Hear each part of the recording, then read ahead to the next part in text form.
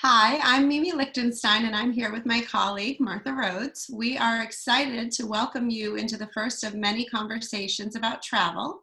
I want to take an opportunity to introduce Martha and ask her to give us a little bit about her background, personally and professionally. Thanks, Mimi. Hi, everybody. I am Martha Rhodes. I'm in Richmond, Virginia, and I founded my travel business, Travel with Martha, 10 years ago. I previously have an undergraduate business degree from the University of Virginia, and I did investment banking. So I used the skills that I developed in that career working with top executives to build a travel business serving the same types of people, the top of their industries, and providing the level of service for their travels that I had developed in investment banking. And I'm a person that just loves planning and design. I'm a little bit of a closet engineer. I like to make things happen. I like things to go smoothly and efficiently. And I'm a sucker for good logistics. So that has translated well into travel planning. So Absolutely. that's a little intro, Mimi.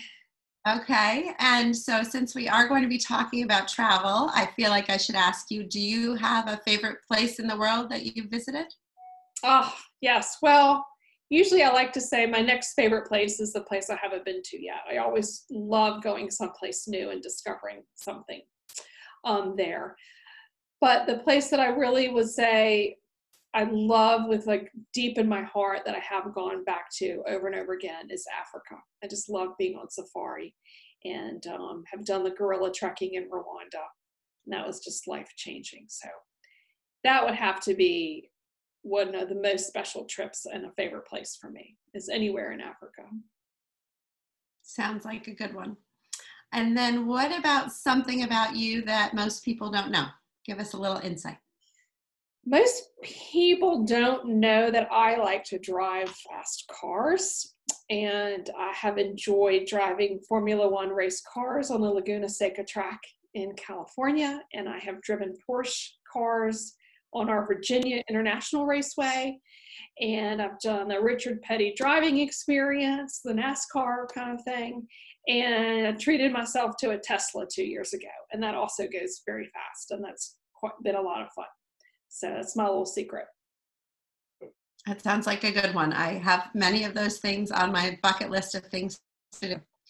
So let's hear about you, Mimi. What's your background and how did you get into travel? Sure. So I am the owner of Trouvé Travel, and I live in Hanover, New Hampshire. I started Trouvé Travel about a year ago, a little over a year ago.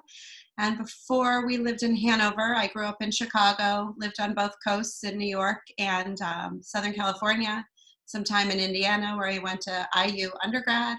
And then I ended up back in Chicago. I worked for some big companies and small companies, Price Waterhouse, some investment banking at Merrill Lynch, like you. And we spent a lot of time in Chicago before we got out here. My husband was actually at Northwestern Law School when I started at Kellogg, and he was working for Kirkland and Ellis out there. And we decided after he got an opportunity to move to Hanover that we would come up here. He happened to have gone to undergrad at college, so that made it an easy decision for him. And other than a year in Madrid, we've been here ever since. I love everything entrepreneurial. I love connecting with people from other cultures, which I think is sort of what drives my desire to travel. And even here in Hanover, I'm on the advisory board of the Dartmouth International Friendship Family Program, where we match local international students with local families so that they understand a little bit more about the American culture while they're here at school. So that's been super fun. I'm a big champion of experiences over things. I love giving experiences for gifts or having experiences myself, kind of range from taking my son hang gliding for his 14th birthday to having tea in a nomad Moroccan family's home in Morocco, and scuba diving with sharks in Bora Bora. You know, the list goes on, but those are always my favorite memories of travels. And I'm excited to be here doing this with you. Oh, great. Thanks. Me too. And so what would be one of your favorite places in the world and something unique or something we might not know about you? Might be a little secret. I think, like you, I have a difficult time answering that question, but I could tell Africa is close to your heart. I think for me, I'm a huge fan of Latin cultures, the food, the people, the way of life. And so it's kind of a toss up between Mexico and Spain, but I picked Spain because we did spend that year in Madrid, and I love the food. I love the people. We have lots of friends there now. The whole country is full of, anything from adventure via ferradas, hiking in the Picos de Europa, going to the beach, going skiing. It's just, beautiful country, amazing food, and lovely people. So I could go back there again and again. And something most people don't know about me, unless I've gotten asked this question before, because I use this answer quite a bit, is I was an extra in Ferris Bueller's Day Off in high school. John Hughes went to my high school, so we came back there to film, and we were extras. I think we were paid $50 to go be in the parade scene downtown. And as the mother of 3 teenagers, that gives me a little bit of street credibility with them, which is kind of fun to be in an iconic 80s movie. So I guess that'd be my answer. I remember that scene, so I can picture it in my head when you're describing it. That must have been really a fun day. If I could sing, I would start singing Danke Shane for you, but I cannot, so I won't do that to you guys. That's good. Yeah.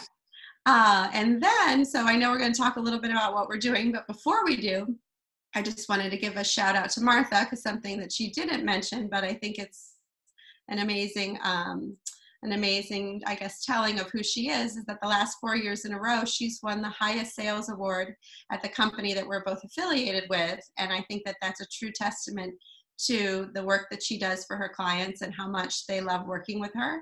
And I feel super fortunate to be able to be hosting this conversation with you, because I admire you and all that you've done. And as a new person in the industry, it's nice to be teamed up with a more experienced veteran like yourself. Thanks, Mimi. That's nice. Yeah, maybe you could introduce people to our concept and why we've decided to work together on a possible video series. Sure. So this collaboration kind of came out of the fact that we both love to travel. We both have, I think, very high levels of expectations about what we do for our clients. And it seemed like with, the world not traveling so much right now, it was a great opportunity. And we decided we'd focus on 3 things. One, to inform. We want to share current information on relevant travel topics, rules, restrictions, and other things with our audience. And 2, inspire, share some incredible places around the world, both destinations and experiences, to help inspire people to want to travel when the world opens back up again. And then lastly, to connect. We would love to introduce our audience to some of our favorite partners around the world to learn a little bit more about what they do and the amazing experiences they offer our clients when they're traveling in their country. Yeah, and I think we're a great team, Mimi. There's 3 things that I think we share. We are unpretentious people, I think. We take our businesses very seriously. I can tell that working with you. We both have that in common. But as people, we're fun-loving and approachable. And then I think we both have an insatiable desire to learn just about the world and travel, but just new things. We've learned a lot just in the last couple of weeks getting ready for today and learning the video techniques and tools. And so that's been a lot of fun. And we both have the kinds of backgrounds that give us the understanding of what senior executives need. And we want to bring that to their leisure travels. So I think that was fun to find somebody that had those things in common for this project. Absolutely. Yeah. We have a lot in common and a lot of, differences that we bring to the table, and that makes it fun. So perhaps you could give us a little bit of an overview. What's going on in travel? What have you seen as far as new restrictions or changes that have happened recently? All right. So we're starting to get a little clarity on where we can go internationally if people in the United States would like to travel somewhere other than domestic. So we're understanding more the testing requirements in places like Jamaica and St. Lucia. Bermuda. So most of these places are requiring the PCR test, which is the nasal swab test, within 7 days or even shorter of arrival. And then some destinations have those testing requirements while you're there. There's some documentation required for some destinations and screenings on arrival. So it's constantly changing. It's always updating. Mexico is a destination that has very little restrictions. So we've seen some clients going there. We've had some reports back from Bermuda. People had a really nice time as long as they didn't mind the testing before they went, the testing on arrival, and testing while they were there. So it's possible, but I think you need to really understand what those restrictions are so you're prepared, and working with a travel advisor will obviously help you there. We've seen a lot of domestic travel this summer, and that was a little easier in June and July, and now that's starting to change a little bit. We're seeing states require quarantines for people coming in from other states. If you live in New Jersey and you want to go on vacation in Tennessee, you might be required to quarantine when you get home. So these are the kinds of things that we're always looking at to provide advice about traveling. If you actually do want to travel, what's it like, and what's it gonna look like, and what you need to do to be safe. It's a slightly different world than it was a year ago, that's for sure. Yeah. Definitely. So I think you've got some updates that maybe we could share with folks about passports and global entry programs. Sure. Yeah. It's funny because this is obviously ever changing by the time this is out, or someone might watch it a week or two from now. Who knows? This might not be relevant anymore. But as of today, the Trusted Traveler programs continue to be closed through September. And those are the programs that do global entry and the Nexus applications. So what we're recommending to clients, if you haven't done it, I would go on, you can fill out all the application information online so it's ready for when they open up again, and then they'll put you in the queue to have an interview once they open back up. The expedited passport services that many of our clients have used before, where they're getting their passports back within days or a week versus months, are continue to be closed. So that's not an option for people. So I would suggest that if anybody plans to be traveling internationally in the next year and a half, and your passport is going to expire within that time, that you definitely want to get in the queue for your passport to get renewed, which you can do by starting to fill out the application. A lot of people don't realize, but when you go on vacation, most countries require that you have 6 months of validity beyond the last date that you're going to be in that country. So it's not the day you leave, but it's the last day you're coming back.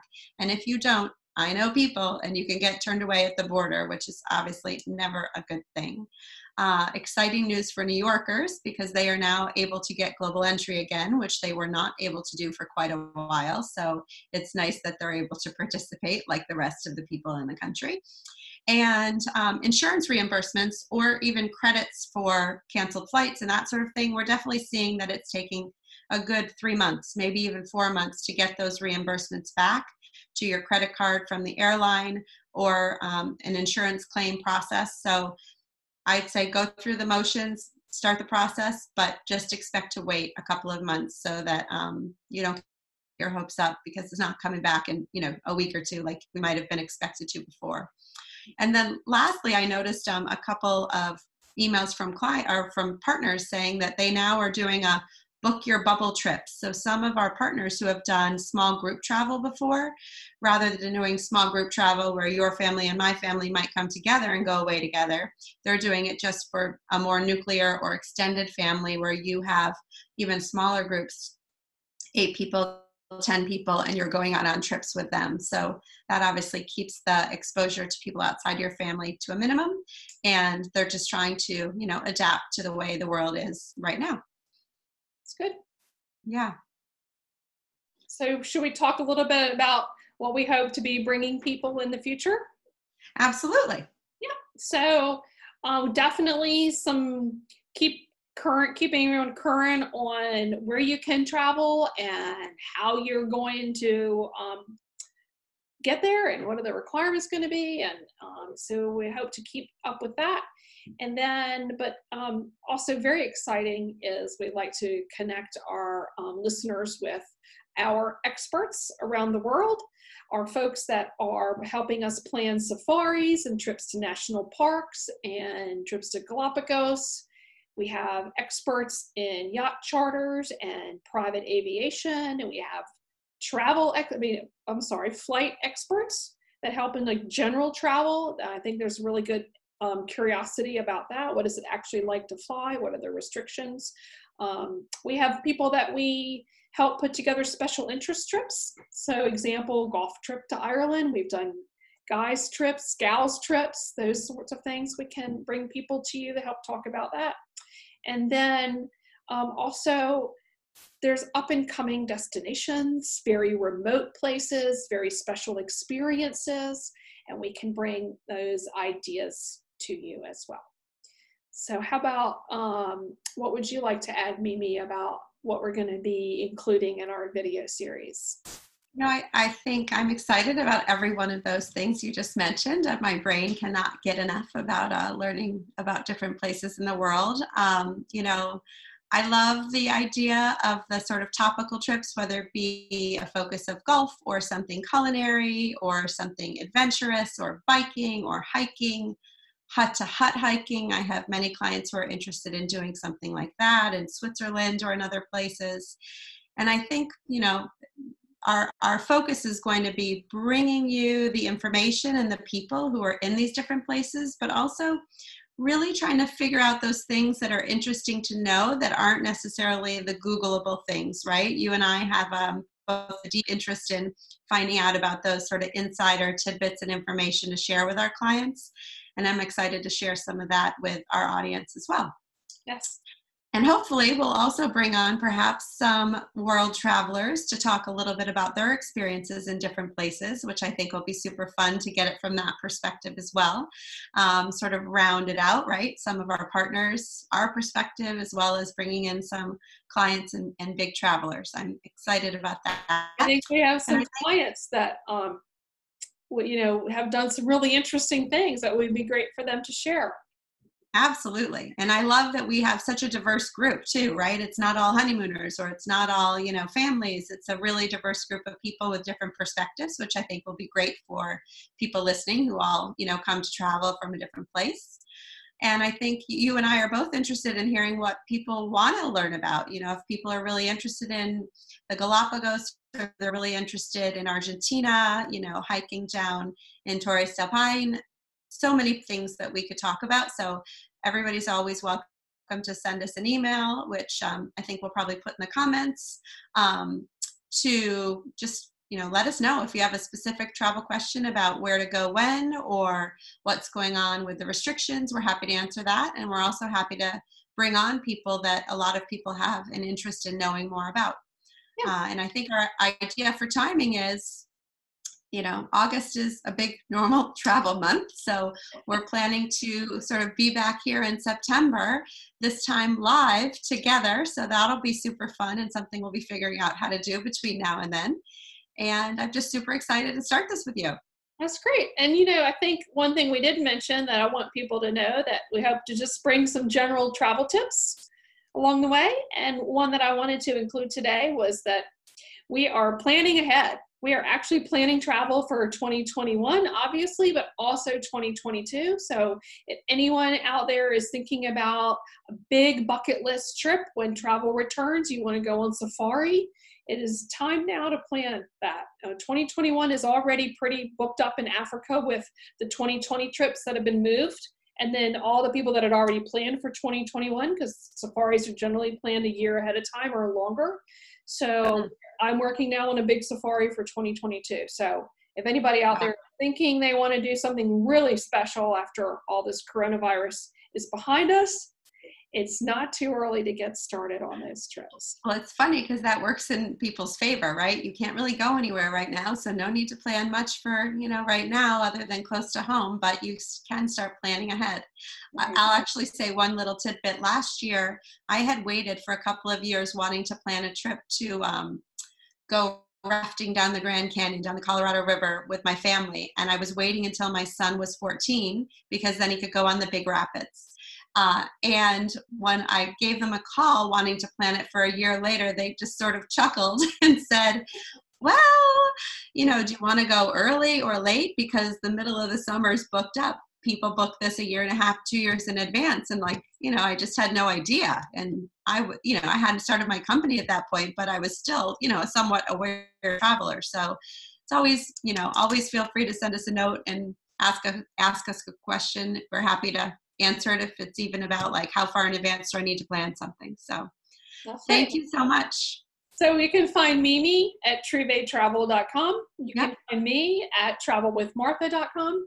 And we look forward to hearing from you what you thought about this and our idea and anything that you'd like us particularly to bring to the series. We'd love to know that. So thank you all very much for joining us, and see you in September. Bye. Bye. Thanks.